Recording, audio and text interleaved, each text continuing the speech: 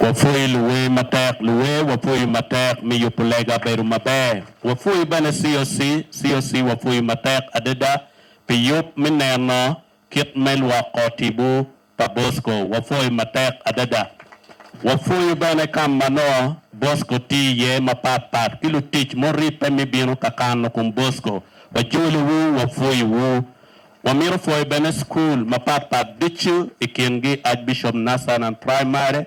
aneno Green Moss aneno Toji kimo kani dichu wafoi wu director mego Agnes wafoi matek adada wafoi bino wafoi bene lutela dichu irom mapat ikine aneno councilor Honorable Pamela Adong wafoi matek adada migulu city kimo mukani dichu wafoi wu wajolu wu wafoi lufonye dini wafoi matek adada unpon kare uyubulu Kristo welgino Sacramento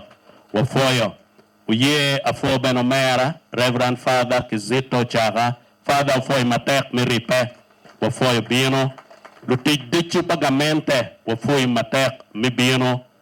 watiego pat machiel wabidonyo ipat Mario wabi winyo kirmika atura don watiego legal atura wabi katonela wachiel alego kakikwano inibin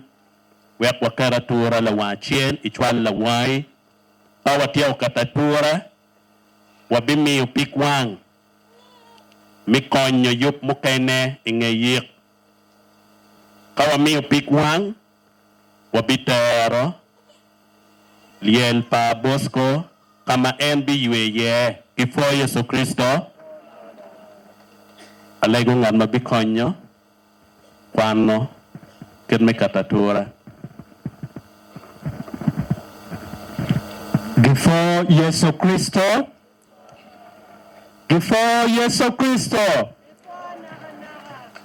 aforo un lukumuduchu, Anya Geoffrey Lakono, wan watie kachel, wan ke umera Daniel Okelo, wabitiu kachel, chalo MC, man aye kitmi katatua, kitma ubewaro kere, kitma father wajo kere, abikwana ne weng chi wabichwana la wang na megwa chil jomo kene ni romo chwano chi kama ti ye weng roma watie ki won lato kimien lato gen gidi katatura watie